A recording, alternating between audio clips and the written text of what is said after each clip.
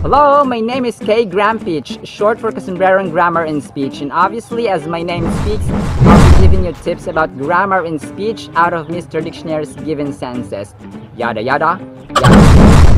Hi, my name is Kay Encyclopedia, short for Kasumbrerong Britannica Encyclopedia Wikipedia.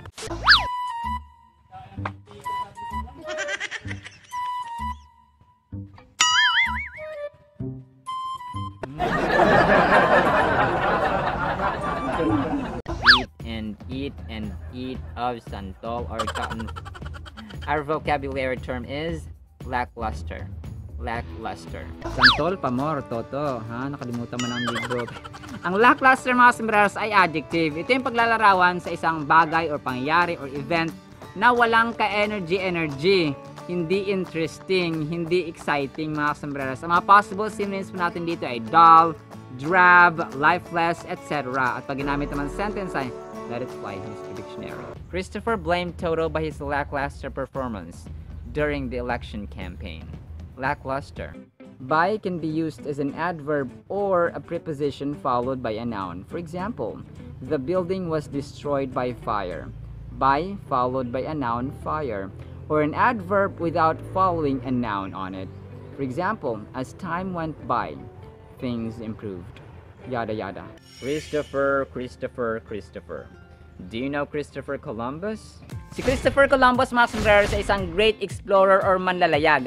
Pinangalan sa kanya ang District of Columbia na capital city ng bansang Amerika or United States of America. Ang DC stands for District of Columbia. Ang Columbia ay hinango mula sa kanyang pangalan or last name na Columbus. Sila po kasi or binigay sa kanyang credit na to kasi parang hinati-hati kasi ang Washington kay George Washington galing, tapos ang Amerika kay Amerigo Vespucci. Si Christopher Columbus naman sa District of Columbia kasi inakala nila bagaman si Christopher Columbus ang mas unang dumating or ang team niya ang unang dumating doon sa Amerika, ay inakala nila na lagusan iyon ng Old World at hindi siya separate na continent or na world. Kasi ang Old World dati ay ang Asia. Okay? Kasi mas unang na-explore nila yon, una nilang na-discover. And then yung New World naman ay yung Western Hemisphere.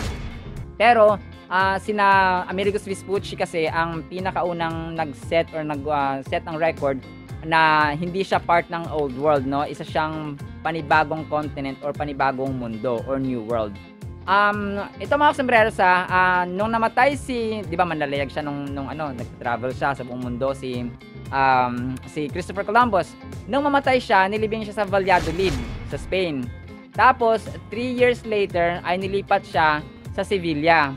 Tapos another na naman na paglipat sa Dominican Republic na ngayon po ay Dominican Republic, and then tinransfer ulit siya sa Cuba, and then 100 years later tinransfer ulit yung mga buto niya sa pabalik doon sa Sevilla, di ba? So parang nakakatawa kasi yung buhay niya ay manlalakbay nung buhay pa siya, pero nung mamatay siya yung kanyang mga labi ay nagta-travel din. But that's Christopher Columbus. Pagta-transfer ng mga labi or ng mga remains, mga sombreros ni Christopher Columbus.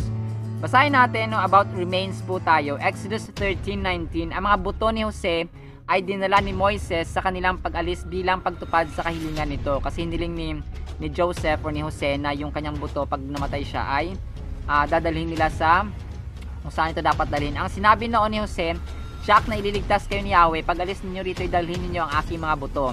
2 Samuel 21:12-14, sabi dito, pinakuha niya ang bangkay ni Saul at ni Jonathan sa mga pinuno ng Jabes Gilead. Ninakaw na mga ito ang bangkay ni Saul at Jonathan. Si Saul at Jonathan, mga sombrero, si Saul po ang isa sa mga hari ng Israel na itinalaga ng Panginoon, and then si Jonathan po ay kanyang anak or anak siya ni Saul. Ninakaw na mga ito ang mga bangkay ni Saul at Jonathan sa Bethshan na ibinitin doon ng mga Filisteo noong araw na sila'y mapatay sa Gilboa. Pinakuha nga niya ang mga bangkay niya na Saul at Jonathan at sinama sa mga bangkay ng 7 binti sa bundok. Pagkatapos dinala nila ito sa libingan ng kanyang amang si Kish sa lupain ni Benjamin sa Zela. Ang lahat ng inutos ng hari ay natupad at mula noon dinig ni Yahweh ang kanilang dalangin para sa bansa. So ito mga kasombreros, walang malinaw na talagang parang utos ang Biblia na masama ba o hindi masama ang paglilipat ng buto. Pero as as long as God is concerned, ay it depends on the situation, no? Ang mahalaga naman kasi kung paano namuhay yung tao nung buhay pa siya dito sa lupa. Namuhay ba siya ng may pananampalataya sa Diyos or sa kay Jesus Christ or wala. So, only that way. So, let's read, love, and obey what's in the Holy Bible. Okra, may scientific name na Abelmustios esculentus, may English name na lady's finger. Alam niyo ba sa botany mga sombreros, ang okra po ay considered as prutas at hindi gulay. Ito ay dahil sa mismong bulaklak nila nabubuo ang mismong bunga or ang eventually po mga sombreros ay buto na ginagawa or ginagamit para i-reproduce itanim mga sombreros. So same goes with the process kagaya ng ibang prutas, kagaya ng santol, ng mangga, ng mansanas, and so on. Pero yun nga, ang bottom line ay mapagulay, mapaprutas, ay nagpapasalamat tayo sa Diyos kasi meron tayong okra na masarap sa pinakbet. Muli po ito po si Kasabran Dennis, aka Kuya Kim 2.0 at nagsasabi, sabayan nyo kami ang buhay ay masarap na giniyang lalag na giniyang love, pagsulod sa pag-asa. Muli po maraming salamat po mga sombrero sa mga sumasama sa learning, sa wisdom, sa knowledge. Maraming salamat po at see you sa next segment. Bye-bye!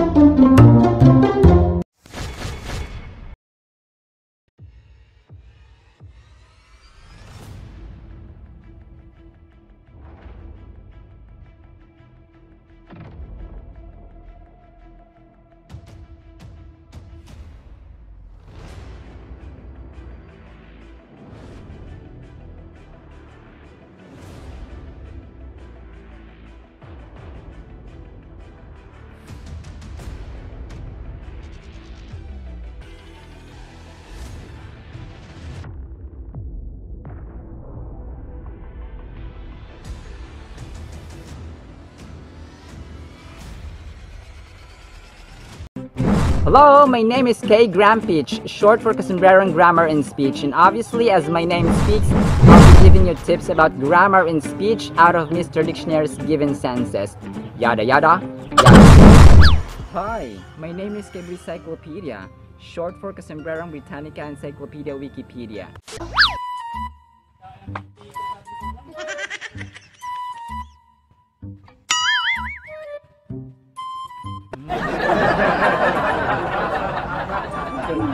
Eat and eat of Sancho and gotten food Toto. He already forgot the big bet? Our vocabulary term is lambast or lambast. Lambast or lambast. Hayaan mo yan si Toto, Mr. Dictionary. Kasi hindi ng sikmura niyan, hindi nagbibigay ng Sancho. Ang lambast or lambast mga sombreros ay verb. Ito yung pag-atake mo ng matindi sa isang tao or sa isang bagay, especially sa public pa talaga mga sombreros, no? Pag-criticize mo sa isang bagay or sa isang tao in public. Ang mga possible synonyms mo natin dito ay castigate, kung napanood niyo yung vlog natin about castigate, scold, censure, criticize, etc. At pag ginamit naman sa sentence ay let it fly, Mr. Dictionary. Professor Ludwig van lambasted Toto in front of his classmates for his careless mistake. Lambast or lambast. Classmate is an example of a compound noun. Compound noun is two or more words combined to form a new word. In other examples, basket plus ball equals basketball. Bath plus room equals bathroom. They can be separated by a hyphen or a space or no separation at all. Tennis plus ball equals tennis ball. Yada yada. Ludwig van. Do you know Ludwig van Beethoven? Si Ludwig van Beethoven mga sombreros ay isang German composer at pianist. Napakalaki ng kanyang ambag sa music. Pero ito mga sombreros nagkaroon siya ng problema sa kanyang pandinig taong 1801 at tuluyang nabingi noong taong 1817. Pero ito matindi. Hindi yung naging hadlang para makompose niya ang kanyang last composition na Symphony number 9 ng D minor. Pero yun po, hindi po siya isinilang nabingi. Nagkaroon lamang po siya ng problema dahil siguro sa ang dami niyang parati niyang pinapakinggan ng mga iba-ibang notes, ibang pitches, iba-ibang tono. So, ganun po siya. Si Beethoven mga sombreros ay naging bingi, no? Basahin natin Matthew 11:15, makinig ang may pandinig. So, tayo mga may mapandinig, makinig tayo. Ano yon? So, sa salita ng Panginoon. 1 Peter 3:12, ang mga mata ng Panginoon sa matuwid na katuon, ang kanilang panalangin ay kanyang pinakikinggan, ngunit ang masasama ay kanyang sinasalungat. Mark 4:23-25, idinugtong pa niya, unawain ninyong mabuti ang inyong naririnig. Ang panukat na ginagamit ninyo sa iba ay siya rin gagamiting panukat sa inyo. At higit pa roon sapagkat ang mayroon ay bibigyan pa, ngunit ang wala, kung kahit ang kakaunting nasa kanya ay kukunin pa. Revelation 2:7, ang lahat ng may pandinig ay makinig sa sinasabi ng Espiritu sa mga iglesia or sa mga churches. Sa magtatagumpay ay ibibigay ko ang karapatang kumain ng bunga ng punong kahoy ng buhay na nasa paraiso ng Diyos. Sa langit kasi mga sombreros ay merong tree of life, no? Ito yung pag kinain ng mga tao ay mabubuhay sila pag magpakailanman, walang katapusang buhay mga sombreros. Pero tayo, yun nga, since may pandinig tayo, gamitin natin ito sa tamang pamamaraan. Gamitin natin sa pakikinig ng salita, mabubuting words, mabubuting bagay. Pero tayo minsan, no, pag nasa palengke, nasa mall, kung nasaan man tayong galaan, no, hindi tayo makakaiwas sa mga bad words, sa mga pangit na mga salita. Pero ikaw, syempre ay nasa sayo na kung talagang gagayahin mo rin yon or hindi. Ang suma total po mga sombreros, ang conclusion ay gamitin natin ang ating pandinig sa unang-una sa pakikinig po ng salita ng Panginoon at gamitin natin sa tama. So let's read, love, and obey what's in the Holy Bible. Uy, ito po ay pako mga sombreros or pako-pako or fern sa English. May scientific name na Diplasium esculentum. Ito po ang pinakakaraniwan sa lahat po ng uri ng fern kasi maliban sa ginagamit ng iba ng bulaklak or palamuti, ito po ay ginugulay dito. No? Ang talbos po nito ay ginigisa lamang o ginagawang tinola, konting magic sarap, konting bawang, konting luya, ay boom, instant ulam na po mga sombreros. At saka nilibot talaga natin ang isla ng mabaos dito ha, para makahanap ng pako. Marami din po dito doon sa labasan, pero since may pinuntahan ako dito ay nanguhanan ako. Masarap po ito mga sombreros, try niyo po ako. Muli po, ito po si Kasombrerong Dennis aka Kuya Kim 2.0 at nagsasabi, sabayan nyo kami ang buhay ay masarap na magsiyang lahat na naging faith, hope, and love patuloy sa ating pagkatasa at pag-asa. Muli po, maraming salamat po mga sombreros sa mga sumasama sa learning, sa wisdom, sa knowledge. Maraming salamat po at see you sa next segment. Bye bye.